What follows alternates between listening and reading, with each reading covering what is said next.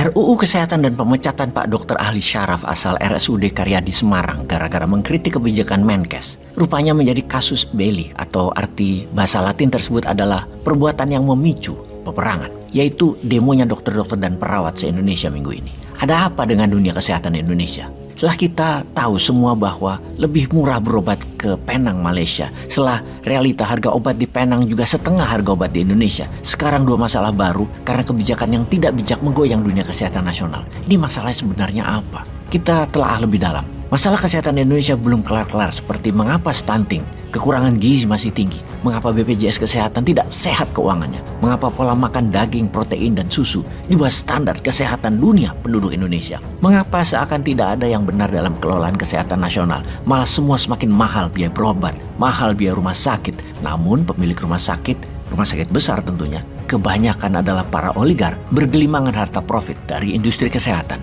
Ada apa sebenarnya di dunia kesehatan tanah air kita ini?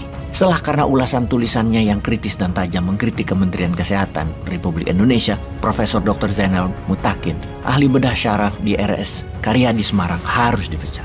Ceritanya ini semua gara-gara tulisannya. Sehingga Dirjen Yankes datang ke Semarang memaksa dirut Rumah Sakit Karyadi untuk menyingkirkan Profesor Zainal Mutakin yang kemudian berkisah secara terbuka dan ke publik juga lewat media massa. 19 April 2023 lewat WhatsApp seperti dikutip juga oleh media mainstream. Apakah ini sikap Anda, para penguasa dan pejabat aparatur pemerintah yang alergi dengan kritikan? Mirisnya lagi, anggota parlemen DPR ternyata juga membisu dan ngumpet ketika didatangi oleh rakyat yang mereka wakili di lembaga negara yang mempertanyakan masalah kearogansian pejabat tadi. Harusnya pejabat publik itu nggak usah baperan kalau mendapat dan menerima masukan, menerima kritik demi perbaikan pelayanan kepada rakyat banyak. Pejabat janganlah melakukan intimidasi, juga melakukan bentuk-bentuk tekanan lain yang tidak membuat rasa nyaman koleganya, hanya karena ada yang melontarkan kritik, melontarkan saran maupun pendapat yang kritis. Hal seperti ini harusnya diterima dengan lapang, tidak boleh dihalangi, tidak boleh dihambat atau disumbat dengan berbagai cara dan dalih seperti menggeser, memindahkan dari jabatan,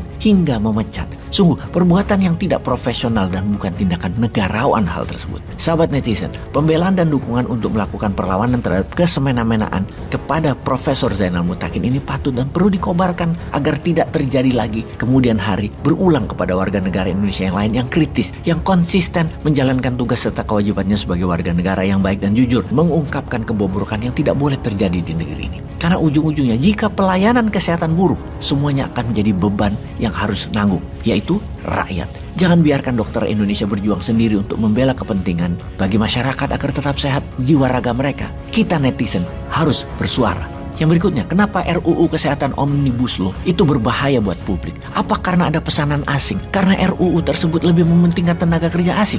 RUU dibuat terburu-buru, tidak melibatkan 5 organisasi profesi kesehatan, yaitu Ikatan Dokter Indonesia, Persatuan Perawat Nasional Indonesia, Ikatan Bidan Indonesia, Persatuan Dokter Gigi Indonesia, dan Ikatan Apoteker Indonesia. Mereka tidak diikutkan. Mereka semua menolak RUU tersebut karena menurut mereka RUU Kesehatan tersebut tidak memperhatikan masukan dari organisasi profesi yang notabene merupakan pekerja lapangan. Organisasi profesi meminta perlindungan nakes, memperkuat profesi kesehatan dan memperkuat demokrasi. Namun menurut mereka RUU mementingkan nakes asing dan melemahkan nakes dalam negeri. Seperti kita ketahui, penolakan RUU Kesehatan Omnibus Law untuk masuk ke program legislasi nasional atau prolegnas mengakibatkan ribuan tenaga kerja nakes berdemo di banyak tempat. Namun sayang, beritanya tidak bergaung nasional. Ini harus kita bantu. Salah satunya yang paling kencang menolak adalah Ikatan Bidan atau IBI yang dengan tegas menolak RUU Kesehatan untuk masuk prolegnas. IBI sudah menurunkan angka stunting terutama di banyak wilayah Indonesia. Akan tetapi pemerintah pusat mulai melemahkan organisasi profesi melalui RUU Omnibus Law yang akan dimasukkan